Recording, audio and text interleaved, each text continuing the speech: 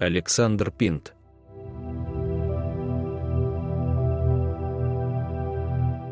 Из гусеницы в бабочку или путь к себе.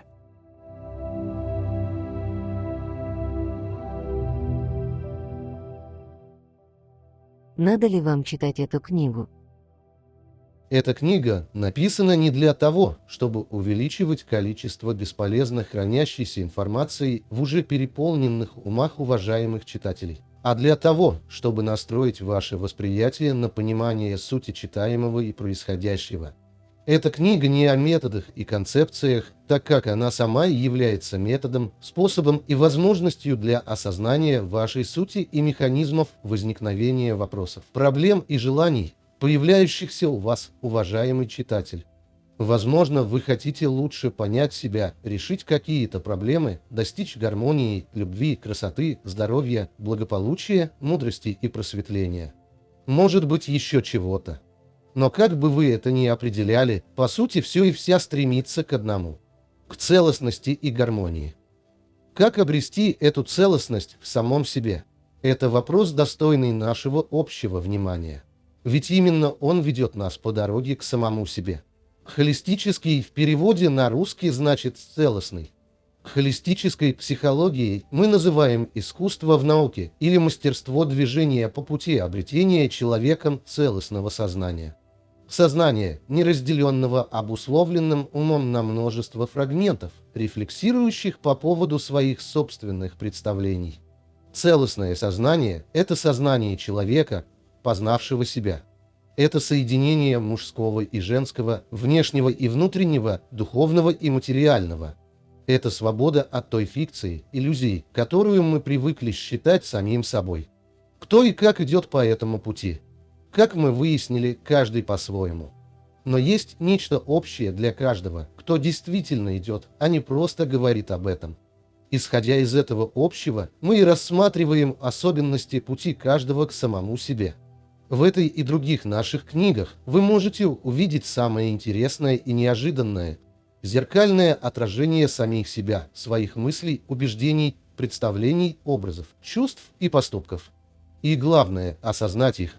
Интересно, какую реакцию это у вас вызовет?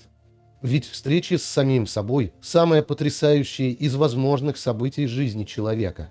Так кто же вы есть, уважаемый читатель, на самом деле? Как читать эту книгу? Вы сможете извлечь максимальную пользу из этой книги, если не будете использовать обычный способ чтения, ориентированный только на поиск любопытной для вас информации.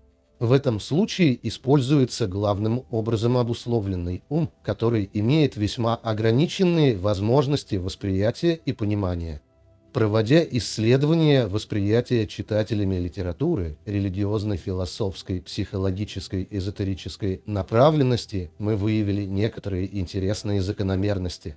В частности, многие читатели в действительности не ищут чего-то действительно нового, то есть того, что могло бы реально изменить их мировоззрение, хотя обычно говорят обратное. А в основном стремятся к подтверждению того, в чем они уже были убеждены, или того, во что они верят.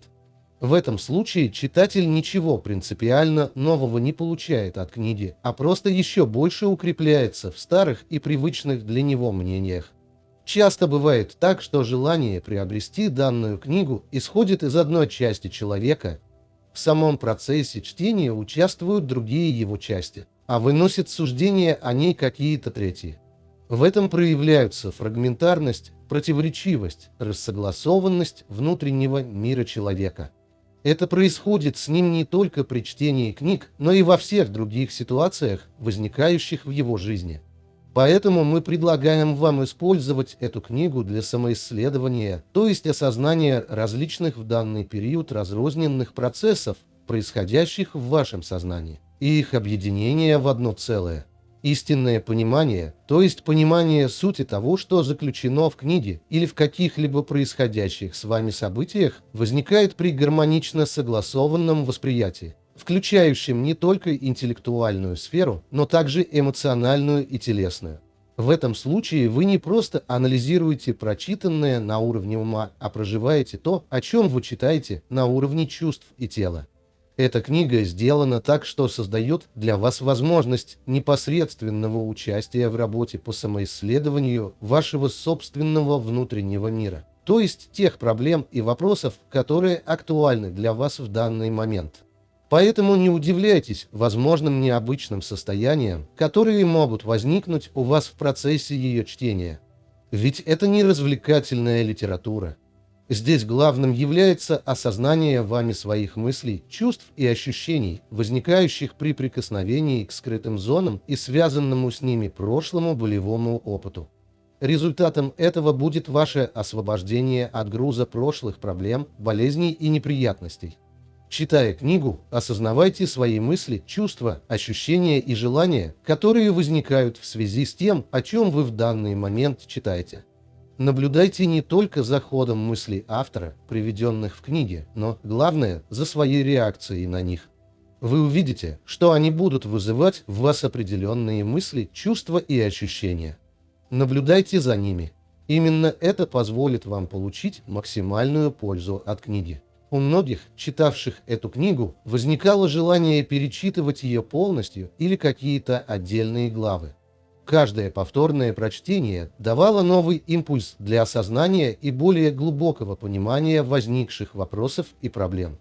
Рассматривайте эту книгу как собеседника, с которым вы вступаете в глубокое общение для познания самого себя. И еще. Любое сказанное, а в большей степени написанное слово становится чем-то уже оторванным, отделенным от говорящего, от того, что происходило в момент его произнесения. Ведь слово – это посредник между говорящим и слушающим, пишущим и читающим. Оно одинаково принадлежит им обоим.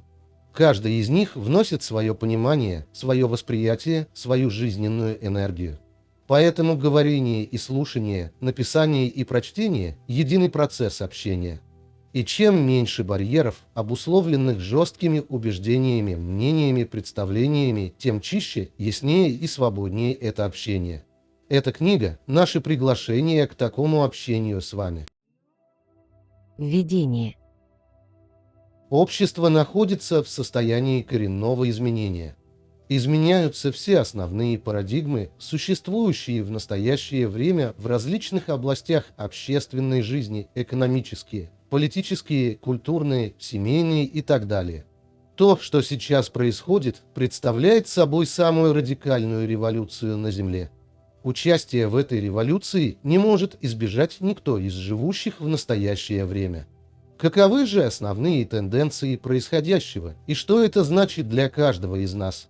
Во-первых, происходящее сейчас является выражением законов, имеющих безличностный характер, и отражает то, что происходит во Вселенной. То есть масштабы этого процесса не ограничиваются только земными рамками. Восприятие законов, действующих до этого времени на Земле, трансформируется. Люди откроют для себя новое восприятие. Они будут воспринимать мир через безусловную любовь. Такая любовь есть противоположный полюс обусловленной любви, которая имеет двойственный характер, то есть переходит в ненависть. Безусловная любовь – это любовь другого измерения, в котором отсутствует двойственность, разделенность, фрагментарность восприятия. Это любовь, имеющая в своей основе единство и взаимосвязь всего со всем. Во-вторых, каждый из нас по сути своей является данной любовью, но не осознает этого в силу привычек воспринимать мир как состоящий из физических тел, отделенных друг от друга и находящихся в противоречии. Такое восприятие обусловлено умом человека, в котором преобладает рефлексия, то есть постоянное оценивание, определение и суждение по поводу происходящего с ним и другими людьми. Саморефлексия является основой личностного представления о себе.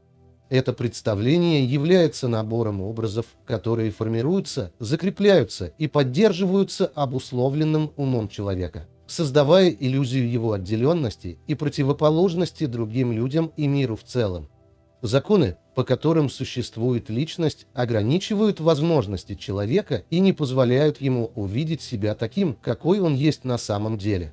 Каждый из находящихся на Земле людей имеет огромные возможности, которые в ближайшее время будут актуализированы, проявлены. Однако процесс раскрытия этих возможностей человека не является механическим, то есть необходимы осознанные усилия самого человека для того, чтобы стать тем, кем он на самом деле является. Сделать это смогут только те, кто чувствует происходящее и понимает тот великий шанс, который им сейчас предоставляется. В чем же заключается работа по самопознанию, преобразованию самого себя? Прежде всего, она требует понимания, исходящего из осознания ее необходимости. Если такого понимания нет, человек не захочет ничего менять в себе, оставаясь в том состоянии, к которому он привык, несмотря на то, что постоянно проявляет свое недовольство условиями той жизни, в которой он находится.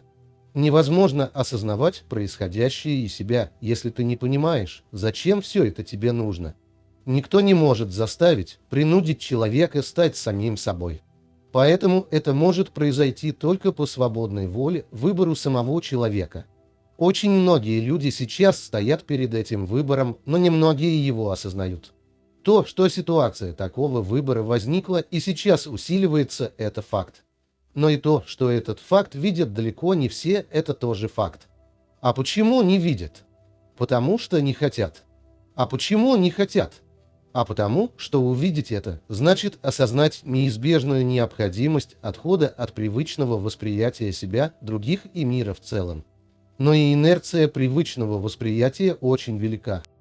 Попробуйте остановить поезд, который двигался со скоростью 60 км в час, но все это вполне возможно.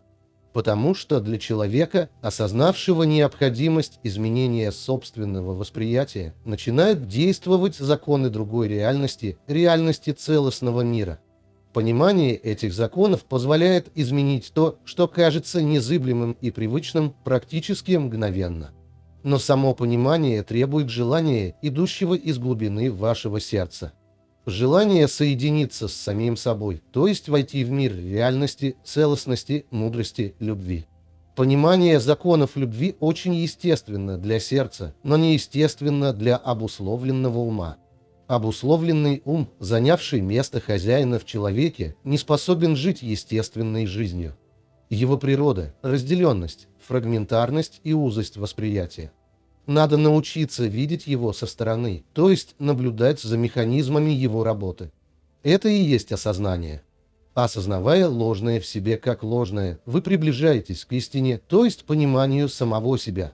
Такая работа требует специального обучения, так как для большинства людей она непривычна и неизвестна. Для проведения такой работы создана школа холистической психологии. Холистическая психология – это наука о целостном человеке и законах жизнетворчества через любовь. Только творчество в любви может вывести человека и человечество из тупика страха, вражды, боли и бессилия. Так давайте же откроем себя бесконечности, неизвестному, и станем, наконец, теми, кем мы и являемся на самом деле. Пробуждение человека как путь. Все есть единое сознание. Нет ничего, чтобы им не являлось. Воплощаясь в различные формы, единое сознание играет само с собой. Все, что мы воспринимаем как физический мир, это проекция представлений, то есть рефлексии нашего ума. Эти представления проецируются на экран единого сознания, как кинофильм на экран кинотеатра. Воспринимая физический мир, мы видим только проекции своих умов. Поэтому все, происходящее с нами, не является чем-то единственно возможным. Это всего лишь фильм, который снится нашему уму. Этот мир есть результат нашего мышления. Изменяя свое мышление, мы изменяем восприятие мира, то есть изменяем то, что мы считали единственной реальностью. Единое сознание выражает себя в самых различных формах. Человек – одно из проявлений единого сознания. Душа человека – это сознание или энергия. Сознание, как энергия, имеет потенциал, возможность осознавать само себя. Эта способность проявляется как внимание.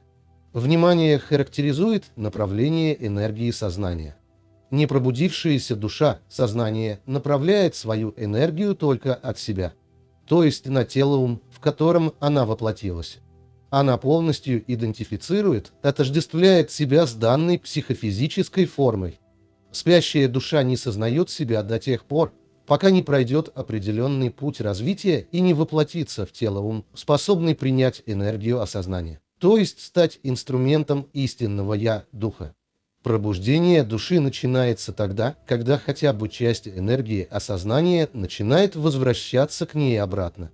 Когда какая-то часть внимания начинает движение по направлению к ней, то есть возвращается обратно к самой себе. Вначале это может происходить как мгновенное, кратковременное озарение. В связи с тем, что такое состояние для спящей души является непривычным, оно может быть оценено личностью, ложным «я», как случайное или ненормальное. Ложная личность всячески сопротивляется таким состояниям, так как возвращение энергии к душе, то есть осознание, представляет для нее угрозу в связи с тем, что она питается именно энергией сознания, души. Просыпающаяся душа в периоды своего краткого пробуждения, осознания себя, начинает видеть мир реальным, то есть свое истинное «Я», Дух. Но, засыпая опять, видит только иллюзорный мир, созданный искаженным восприятием ложного «я», ложной личности. Если состояния пробуждения души повторяются, то душа начинает метаться, не понимая, кто же она на самом деле и где находится. Она пытается совместить иллюзорный мир ложной личности, который она принимала за реальный, с открывающейся ей истинной реальностью, то есть ее сутью и домом, из которого она появилась. Человек, чья душа начинает пробуждаться, чувствуя ее, испытывает состояние тревоги, поиска чего-то, что он еще никак не может понять.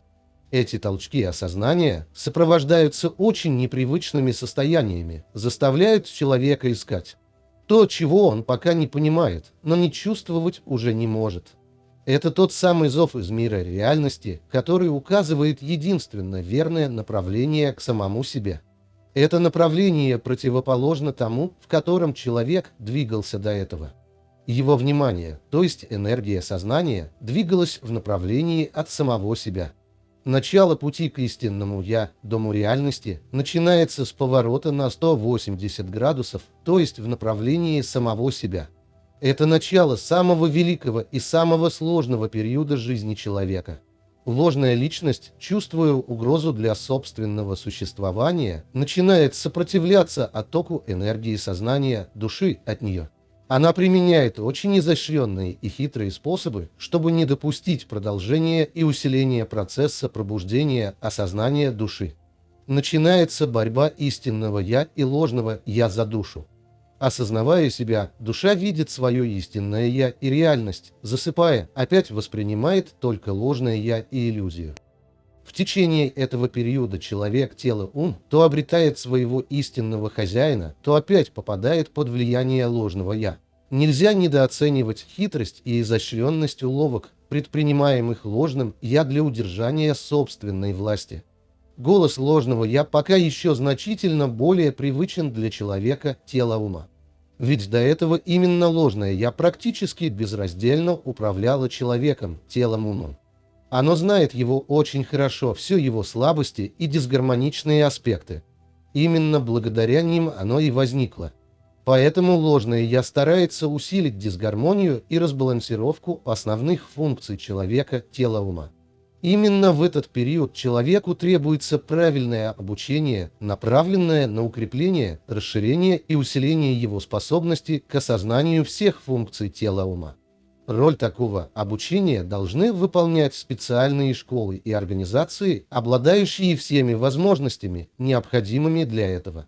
В основе такого обучения должно лежать истинное понимание самого себя, практический опыт самопознания, самоисследования, ясное видение происходящих процессов в масштабах Земли, человечества, отдельных групп людей и каждого конкретного человека.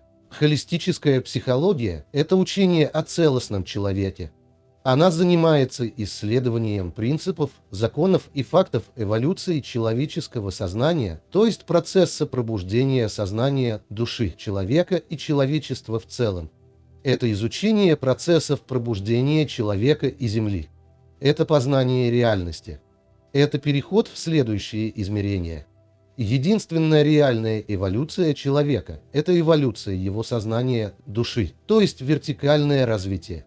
Эволюция человека, рассматриваемая как научно-технический прогресс, является иллюзорной ложной эволюцией. Это горизонтальное развитие механистичное. Вертикальная эволюция не может происходить механистически без понимания человека. А понимание человека невозможно без самопознания, то есть осознания самого себя. Неосознающий себя человек является просто сложным механизмом, слепо выполняющим законы, по которым такого рода механизм функционирует. Механистическое существование человека не может привести его к вертикальной революции, то есть целостному состоянию. Вертикальная эволюция человека возможна только при наличии соответствующих условий, обеспечивающих правильное протекание процесса пробуждения сознания души данного человека. Одним из главных условий является готовность самого человека к практической работе по самоисследованию и внешняя помощь ему в данной работе со стороны тех, кто сам прошел через нее. Они должны обладать пониманием смысла, целей и методов такой работы и уметь правильно применять их в работе с другими людьми. Таким образом, успех работы зависит, по крайней мере, от двух условий: готовности самого человека к такой работе и наличия людей, способных оказать ему необходимую помощь. Этот путь выбирает не сам человек. Путь выбирает его. Человеку, вставшему на путь, придется расставаться с привычными для него способами жизни. Поэтому это работа для тех, кто уже готов к ней и хотя бы начинает понимать, что не сможет ее избежать. Для такой работы недостаточно простого неудовлетворения собой и жизнью. Она требует значительно большего – понимания невозможности продолжать жить так же, как и раньше, то есть механистически, неосознанно. Желание приобрести различные оккультные способности и магические возможности является тормозом на этом пути. Единственное, что может двигать человеком, выполняющим эту работу, это страсть узнать свое истинное «Я», стать свободным, целостным и осознанно живущим существом. Полноценная работа возможна только для человека, который понимает, что на данный момент он совершенно не знает себя. Все, что он считал и считает собой, является иллюзией и ложью. Именно глубокое осознание этого факта является началом вертикального развития человека. Реальным является только то, что осознанно, будь то мысль, чувство или действие. Любое неосознанное функционирование является механическим и поддерживает старые стереотипы восприятия мира, тем самым воспроизводит ложный мир, то есть мир ложной личности. Неосознающий себя человек не способен изменять себя, других и обстоятельства. При этом он находится в иллюзии возможности таких изменений. Он думает, что сам выбирает и определяет свои мысли, поступки, то есть свою судьбу. Только осознание своей полной механистичности и неспособности реально влиять на что-либо, а также признание этого как единственного на данный момент факта, может стать указателем истинного пути. Только робот, осознающий себя как механизм, перестает быть роботом и начинает путь к своему освобождению от механистического существования.